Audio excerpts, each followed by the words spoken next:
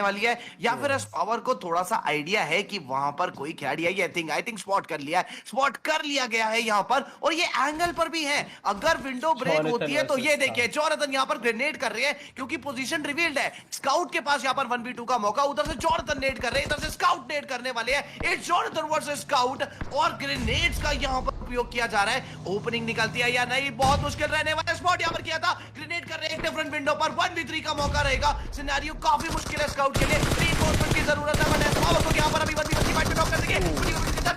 I think no, what is happening? It's going to be too chaotic. Scout को चाहिए थोड़ा सा backup, reinforcement। बहुत ज्यादा अच्छे वेपन्स नहीं थे अमन के पास। UMP और Winchester in that close range, I don't think it's gonna be enough for Viper. Meanwhile it's actually looking that कि कहीं ना कहीं स्काउट को बहुत ज्यादा अकेला छोड़ दिया और उसका अच्छा खासा फायदा उठाया एनटीटी ने। बट अब वाइपर की बारी आ जाती है, क्या वाइपर कर पाएंगे? सामने से ग्रेनेड आ रहा है, जोनाथन को कैसे यहाँ पर हर बार एंटीसिपेशन ऑन पॉइंट जा रही है, और उधर ब्लाइंड का प्लेयर यहाँ पर चलती गाड़ी से या फिर हायर ग्राउंड से नीचे गिर गए। जिस सिचुएशन में आई थिंक गेम जो स्काउट थे, बिल्कुल उसी सेम सिचुएशन में वाइपर आ चुकी है। बट एक चीज है यहाँ पर, माइट भी या तो कॉल आउट गया था नहीं गया था, क्योंकि काफी अकेले वहां पर रह गए थे स्काउट। अगर हमने देखा माइट भी रेनफोर्समेंट बुला देनी चाहिए थी, लेकिन यहाँ पर नियो तो वहां पर देखा जाए वहां पर बस फील करके रह गए। मतलब उन्होंने ग्रेनेड कुक तो करा था, लेकिन शायद तभी वहां पर नॉकआउट करा। और ये मैं क्या देख रहा हूँ, वाइपर को भी इंस्टेंट नॉकआउट फिनिश मेरे ख्याल से एक टीम वर्क अभी के लिए देखने को मिलता हुआ। एंड अब मॉर्टल एंड अमन के ऊपर, एंड शायद ये जो प्रेशर बिल्ड किया गया है एक एक करके, अगर देखा जाए मायवी अगर देखा जाए वो कोशिश कर रही है यहाँ पर टीम एंटिटी की एक एक करके फिनिश ऑफ करे, क्योंकि टीम वर्सेस अगर देखा जाए तो मेरे ख्याल से सिचुएशन इस तरह से क्रिएट की जा रही है कि टीम सोल का एक खिलाड़ी सामने आए और सामने उनके टीम एनटीटी के 2 से 3 खिलाड़ी रहे वहां पर। इस तरह की सिचुएशन बनती है अभी के लिए तो देखने को मिल रही है। इस पूरी फाइट को रिंग मास्टर की तरह डोमिनेट पता है कौन कर रहा है गेम जो ऊपर बैठा क्लच गॉड। सारी पोजीशनिंग क्लच गॉड ने दे दी, वाइपर की एंट्री की इंफॉर्मेशन क्लच गॉड ने दे दी। मॉर्टल को भी वो स्पॉट कर सकते हैं, मॉर्टल के पास कोई ऐसा विजन नहीं है जहां से वो बच सके। वो देखिए गाड़ी लेके पावर उधर से चले गए, इधर से जोनाथन आ रहे, ऊपर से क्लच गॉड ने ट्रैप बिछा लिया। बट ये मॉर्टल है, ये कहीं ना कहीं एडीएस खोलेगा और नॉक करेगा सामने वाले खिलाड़ियों को। जोनाथन को नॉक कर दिया, बट ये था इनको कुछ ग्लिच सा लग गया कि ऊपर ही देखते रहे, विजन नीचे नहीं आ पाया। अमन बचा अकेला खिलाड़ी, मुश्किल रहने वाली है इनके लिए। नियो को यहाँ पर प्रोन शॉट दिया था, थर्ड पार्टी यहाँ पर, बट ये थर्ड पार्टी हुआ है। कोई तो खिलाड़ी आया है जो पीछे से इस फाइट में कुछ फिनिश पॉइंट्स रन करने वाला है। नियो को एलिमिनेट कर दिया। INCL की lineup coming out of novel the third party, and I think they might have that last laugh. Smoke के भीतर रिवाइवल मिल रहा है, क्लच गॉड के ऊपर रिस्पॉन्सिबिलिटी है कि कहीं ना कहीं उन थर्ड पार्टी एक्शन वाली टीम को रोकना होगा। I think AKM is a very difficult weapon to utilize in mid range। कहीं ना कहीं आसान नहीं रहेगा उन मिड रेंज के स्पेस को रिकॉइल कंट्रोल करना। जोनाथन एक बार फिर से नॉक हो चुके गेम जो। What is happening out there? देखिए जैसा आपने बताया वो क्लच गॉड शायद उस टाइम हमें मैप में नजर नहीं आया था, लेकिन जैसा आपने बताया पूरी पोजीशन वो यहाँ पर बता रहे थे। लेकिन वहां से अभी के लिए अगर बात करें, क्लच गॉड ने अपनी लोकेशन छोड़ दी थी। शायद अगर नहीं छोड़ते तो माइट भी यहाँ पर 1v3 उनके सामने सिचुएशन होता और आइंजल खिलाड़ी उनको टेक डाउन कर सकते थे। बट वो नीचे आए, टीम सोल को एलिमिनेट करा। बट जैसे ही यहाँ पर टीम सोल को एलिमिनेट किया, इंस्टेंटली थर्ड पार्टी, और अभी के लिए उसी थर्ड पार्टी को मेरे ख्याल से 1v1 में कन्वर्ट करते हुए, एंड होपफुली अब कोई थर्ड पार्टी ना हो और ये 3v3 का सिचुएशन लेट्स सी कौन सी टीम लेके जाती है अपने खाते में।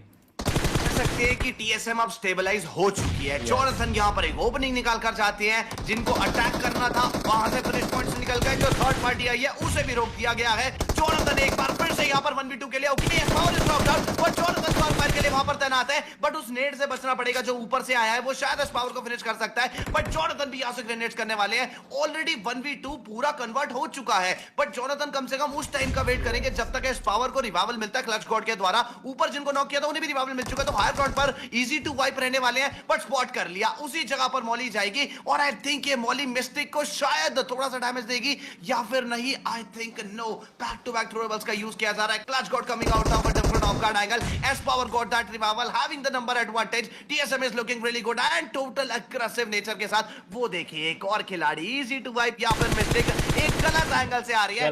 ये आई थिंक जीवन दान जो इनको मिला था उसको उतने सही तरीके से आई थिंक यूटिलाइज नहीं कर रहे हैं। मुझे लग रहा है कि एंटिटी को रोकना मुश्किल होगा यहाँ से अब। बिल्कुल 9 फिनिशर्स निकाल चुके हैं और मिस्टिक को जितने जल्दी हो सके नॉकआउट निकालेंगे पड़ेंगे। दूसरा अगर बात करें निंजा भी यहाँ पर टीम इनसेन के साथ फाइट लेती हुई नजर आ रही है एंड जितना जल्दी हो सके टीम एंटिटी को यहाँ पर फिनिश ऑफ करना पड़ेगा। क्योंकि इससे पहले भी जब टाइम टेकिंग कर लिया था वहां पर एक थर्ड पार्टी हमें देखने को मिल चुकी थी और अभी के लिए एस पावर आगे बढ़ेंगे और शायद अब मेरे ख्याल से बहुत ज्यादा मुश्किल। और अब लाइव क्राफ्ट की तरफ अगर मैं बात करूं इस खिलाड़ी की तरफ ही अगर चलते हैं पीओवी की तरफ अगर बात करें, लेकिन क्या ये निकाल पाएंगे? जॉनथन आगे जा चुके हैं और फाइनली यहाँ पर कंफर्म अर्न करने के लिए ऑफ गार्ड एंगल पर जा जरूर से रही है, बट टीएसएम एंटिटी की अगर आप बात करें तो के अंदर काफी अच्छा ये खिलाड़ी है। नियो बहुत ज्यादा डैमेज लग चुका है, बट बावजूद उसके नियो ने नियो को नॉक कर दिया और गोल्डन एचपी नॉक था वो कहीं ना कहीं अब रिवाइव अपने आप को हील कर रहे हैं। क्लॉ सामने से आ रहे हैं, अगर हील हो गया तो डेफिनेटली यहां से मौका बन सकता है हेड चेस करने का। और नियो यहां पर क्या जंप शॉट्स भी दे सकते हो, शैक के अंदर से ग्रेनेड कर रहे हैं, टाइम कम है, खड़े हो रहे हैं, डैमेज पड़ रहा है। What exactly is happening, but neo is taking that risk, neo is taking his chances. Grenade will be the one तो क्रूशियल साबित हो सकता है, बट गोल्डन एचपी पर एक बार फिर से क्या back to back golden HP की नॉक होगी। Yes that exactly had happened, दो back to back golden HP के नॉक यहां पर निकल कर आते हुए और गोब्लिन अब आखिरी से क्लच कोड हो चुके हैं। व्हाट इज हैपनिंग, हर वो खिलाड़ी गोल्डन एचपी पर ले रहा है। Now this is something really good, Jonathan higher ground पर चढ़ चुके हैं। ये ऐसा लग रहा है जैसे नियो को थोड़ा सा कवर देने की थॉट से ये पूरी पोजीशनिंग जो है वो क्रिएट की गई है। माइक्रो उजी है नियो के पास, तो डेफिनेटली क्लोज रेंज के लिए ये एक अच्छा लीथल वेपन साबित हो सकता है। ज़ीगॉड बार-बार आगे जा रहे हैं, डैमेज देने की कोशिश कर रहे हैं, कुछ प्लेयर्स को स्पॉट करने का वो प्रयास था, बट अभी तक के लिए कोई भी प्लेयर को यहाँ पर क्लियर विसिनिटी में ये देख नहीं पाया। फाइनली अब यहाँ पर मौका बना था, ये प्रोन शॉट एक टाइम के लिए अच्छा जरूर हो सकता था अगर वो सरप्राइजिंग एलिमेंट रहता, but that was not at all surprising.